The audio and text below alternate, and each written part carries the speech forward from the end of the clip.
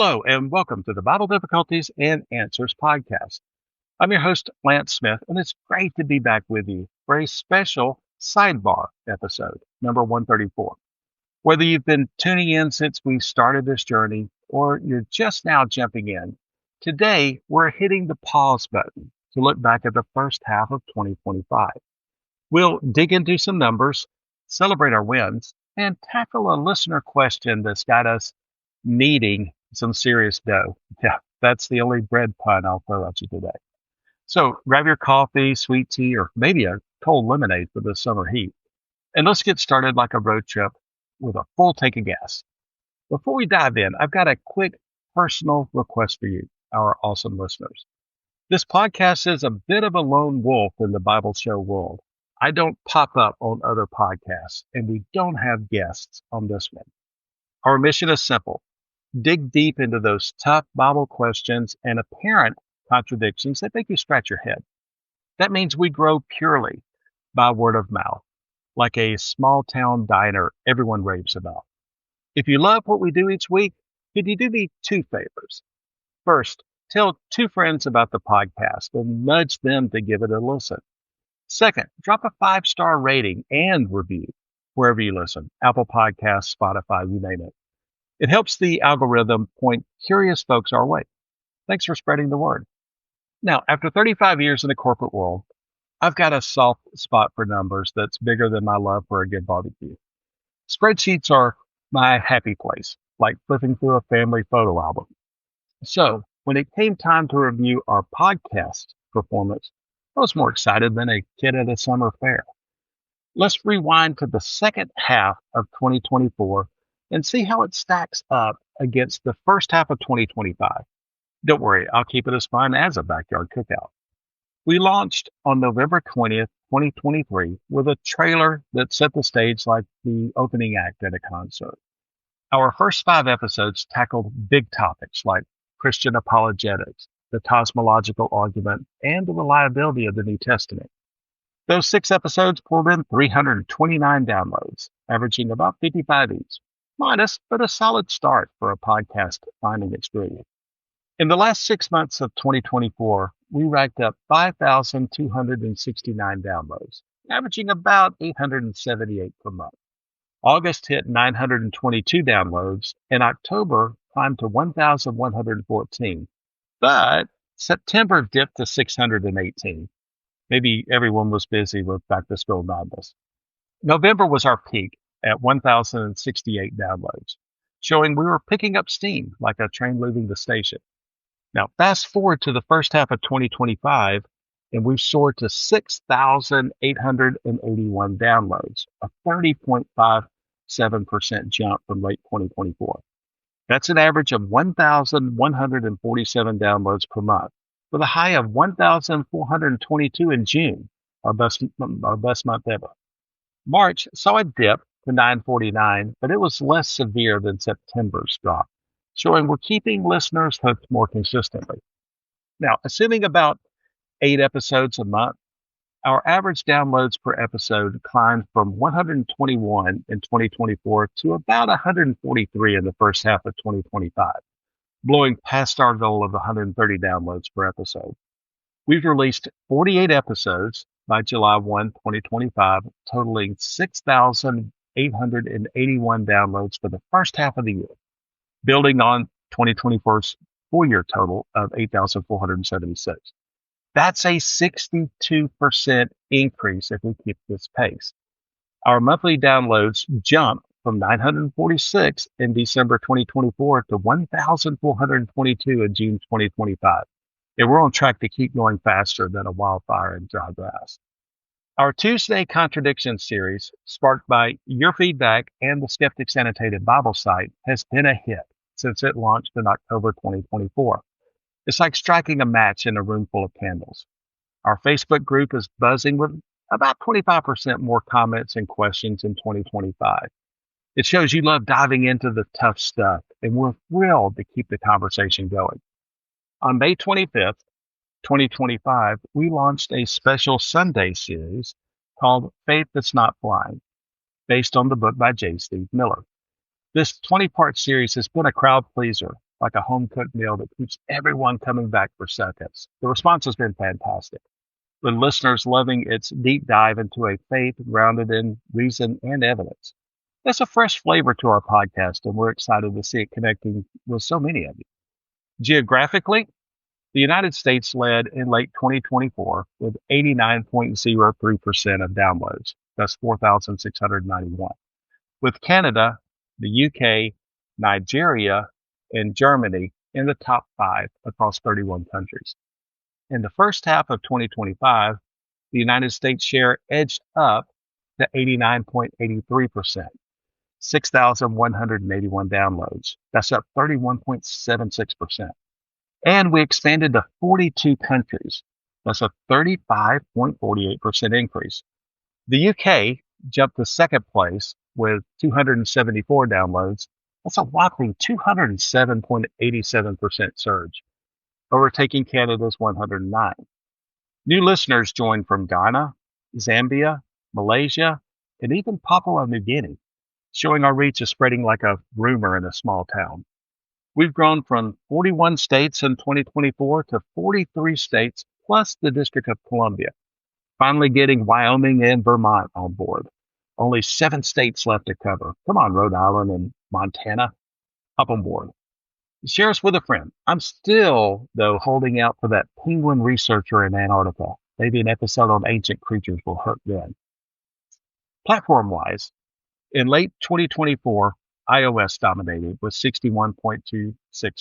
That's 3,228 downloads, followed by Android at 22.6%, 1,191 downloads, combining for nearly 84% of mobile listening. The Chrome OS, Windows, and Mac OS X trailed. Alexa and Roku were niche players. In 2025, iOS climbed to 63.51% with 4,370 downloads, while Android dropped to 18.72%. That's 1,288 downloads. Windows shot up to 8.09%, 557 downloads, and that's up 182.74%, suggesting more folks are tuning in from their desktops, maybe while sipping coffee at the office. Chrome OS took a dive to 0.06%. Maybe Chrome OS users switched to mobile apps or hit a web player glitch. New platforms like watchOS and Fuchsia popped up, though they're still small fries at 0.03% each. By mid-2025, Apple Podcasts holds 32.99% of our listeners, in essence 33%, with Spotify solidifying second place at 14.13%. Source-wise, Apple Podcast led in 2024 with 22.15% with 1,167 downloads, followed by Google Chrome at 15.56%, 820 downloads, Spotify 9.47% with 499 downloads, and Pandora at 7.14%, along with the Podbean app at 6.17% across 32 sources. In 2025, Apple Podcasts soared to 32.99%. That's 2,270 downloads. That's up 94.52%. Spotify was up to 14.13%, 972 downloads. That's up 94.79%. And the Podbean app is now at 9.43%, 649 downloads. That's up 99.69%. Our Podbean fans must be loving the app's new slick features. Google Chrome dropped to 8.24%. That's 567 downloads, and that's down 30.85%. That's showing a shift to app-based listening right now. We're now on 38 sources, up from 32, with new ones like the Google Nest Hub and Chromecast, making us more accessible than a 24-hour diner. I'm half expecting to see our podcasts on a smart toaster next. Our most popular episode of 2025 so far is Genesis 46:4, Understanding God's Promise to Jacob, A Journey from Egypt to Eternity, which has 3% more downloads than the runner-up. Our 2024 champ, the June 21st Genesis 8:21 flood versus fire debate, has slipped, but it still holds a special spot. You listeners keep us on our toes, and we love the ride. So when do you tune in? In late 2024, Fridays at 6 a.m. Eastern Time with a T. Perfect for starting your day with some biblical insight. Our Tuesday Contradictions episode hit their stride at 11 a.m. Must be that mid-morning coffee break or sneaking in some theology between emails. Our Faith is Not Blind Sunday series is most popular at 7 p.m. Eastern, likely when you're winding down with a glass of iced tea. Whatever your schedule, we're honored to be part of it. Before we move on, a huge thank you to our listeners. Every download, share, and comment on our Bible Difficulties and Answers Facebook page is like finding an extra slice of pie at the potluck. As we look to the rest of 2025, we're tossing around ideas for a live Q&A session exclusive to our Facebook group members. Keep those questions coming, and let's make the second half of 2025 bigger than a summer blockbuster. All right, we've crunched the numbers, and I hope this was more fun than filing taxes. Now, let's shift gears to something a bit more doughy. One of our loyal listeners from the Raleigh-Durham area of North Carolina sent me an email that stopped me cold, like a splash of ice water on a hot day. They asked, why does the Bible seem to have such a problem with yeast? Honestly, I'd never thought of it before, but it intrigued me to dig deeper. Since this falls outside our regular series, I thought this sidebar episode was the perfect spot to tackle it. So let's roll up our sleeves and get to work. When I got this question, I chuckled, yeast? This stuff that makes your biscuits fluffy? But the more I researched, the more I realized the Bible's take on yeast, often called leaven, is less about baking and more about deep spiritual truths. I found some great insights from articles online, including a contrarian view that really shook things up. Let's dive in like we're mixing a fresh batch of dough. The Bible's references to yeast, often translated as leaven, carry symbolic and cultural weight rather than a literal ban on yeast in bread. Yeast often symbolizes sin, corruption, or negative influence because of its fermenting nature, which can spread and change dough. For example, in the New Testament, Jesus warns against the yeast of the Pharisees and Sadducees. That's Matthew 16:6, pointing to their hypocrisy and false teachings, not actual yeast. As John B. McDonald notes in his article, The Dangers of Yeast, this imagery shows how even a small, bad influence can spread through a community, like a rumor in a small town. The biggest mention comes during the Passover and the Feast of Unleavened Bread. That's Exodus 12:15-20, where Israelites were told to eat unleavened bread and clear yeast from their homes. This marked their quick escape from Egypt when they didn't have time to let dough rise. That's Exodus 12:34. Unleavened bread stood for purity, urgency, and leaving behind their old life in Egypt. Meeting God in the margin points out that this was a clear reminder of ditching Egypt's corruption, with yeast tied to pride or sin. In ancient Israel, fermentation was sometimes linked to decay or impurity. Without modern fridges, fermented stuff could go bad fast. So unleavened bread was seen as pure and better for sacred rituals like temple offerings. That's Leviticus 2:11. The article from The Well by InterVarsity notes that yeast's ability to corrupt dough made it a natural stand-in for how sin can sneak into our lives, a point Paul drives home in 1 Corinthians 5:6-8 with this: a little yeast that spreads through the whole batch of dough. He urges believers to remove sin, like yeast, to stay pure, much like sticking to unleavened bread. Yeast linked to sin comes from its cultural and symbolic role in ancient Israelite and Jewish life. Yeast triggers fermentation, which can transform or spoil food. Back then, fermentation was often seen as decay, making it a fitting metaphor for sin, which spreads and corrupts. A student's blog mentions that yeast was valuable, often kept as a sourdough starter. But removing it during Passover was a bold act of obedience, symbolizing a clean break from the past. But yeast isn't always the bad guy. The Bible doesn't ban it outright. Leavened bread was eaten daily and even used in some offerings, like at the Feast of Weeks, it's Pentecost, in Leviticus 23:17.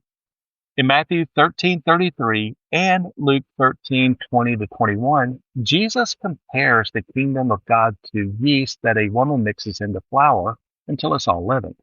Here, yeast is a positive force, showing how God's kingdom starts small but grows big. Christian Pure highlights this dual role, noting that yeast's meaning depends on context, negative for sin, positive for growth. Now, let's mix in a contrarian view from Christian learning, which argues we shouldn't always equate yeast with sin. The author says the Bible uses yeast to show its spreading nature, not inherent evil. In the parable of the leaven, yeast represents the unstoppable growth of God's kingdom, not something bad. This challenges us to see yeast as a neutral symbol, its meaning shaped by the situation. Sin in one case, divine influence in another. It's a nudge to avoid oversimplifying biblical metaphors, as Christian Pure also notes, pointing out yeast's unpredictability as a parallel to sin's potential to derail us. Digging deeper, a student's blog explains that during Passover, removing yeast was a purifying act, symbolizing a fresh start. Unleavened bread stood for sincerity, truth, and holiness, while leavened bread could hint at sin's presence. The well adds that yeast is a factor that can amplify both good and bad, depending on its use. For instance, Jesus' warning about the yeast of the Pharisees and Sadducees, Matthew 16:6, targets their hypocrisy, spreading bad ideas, while Paul's call in 1 Corinthians 5:7 to get rid of the old yeast pushes for a new life in Christ. In short, the problem with yeast isn't about yeast itself, but its symbolic tie to sin or impurity in certain settings, especially Passover, reflecting historical and theological themes rather than a food ban. It's a vivid metaphor for how small influences, good or bad, can spread, urging us to watch out for what pulls us away from God while embracing what builds His kingdom. Got another Bible mystery that's got you puzzled? Drop it in our Facebook group or email us. Well, folks, there you have it. A mid-year review that's hopefully been as refreshing as a cool breeze on a hot day, plus a deep dive into the Bible's yeast obsession. I hope our Raleigh-Durham listener feels we've answered their question with gusto. If you got a question simmering, don't let it go cold. Send it to BibleDifficultiesAndAnswers@gmail.com or join our Bible Difficulties and Answers Facebook group. As we head into the second half of 2025, we're more fired up than ever to keep tackling the Bible's toughest questions, with our Faith That's Not Blind series leading the way on Sundays. We're aiming to keep pushing past that 130 downloads per episode goal, and with your help, we'll get there faster than a kid running to the ice cream truck. We're tossing around ideas for live Q&A sessions exclusive to our Facebook group members. Visit us at BibleDifficultiesAndAnswers.podbean.com and keep those emails coming. We love hearing from you. Questions, comments, or just a friendly, hey there. A huge thank you to our listeners. You're the spark that keeps this podcast ticking. Please like, subscribe, and drop a 5-star review on Apple Podcasts, Spotify, YouTube, or wherever you listen. Share an episode with a friend. It's easier than sharing that last slice of pie. Together, let's keep exploring the most amazing book ever written. This is Lance Smith, wishing you good luck, good health, and God bless. So long, everybody.